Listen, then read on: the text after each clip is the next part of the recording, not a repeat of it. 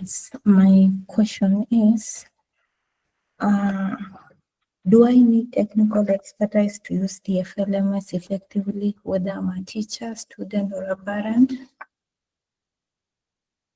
All right, not at all. I usually say that if you are WhatsApp savvy or Facebook savvy, then you should be able to use TFA. Well, TFA LMS is intuitively designed for non-tech users, whether you're a teacher, as mentioned, a student, or any parent. The platform just provides a step-by-step guidance. And these are things that as you want to log in the platform, you want to make sure that you have these given to you. Example, if you log into our app, you'll have the directions on where to get the content, where to get the reports. All those mechanisms are added to our solution.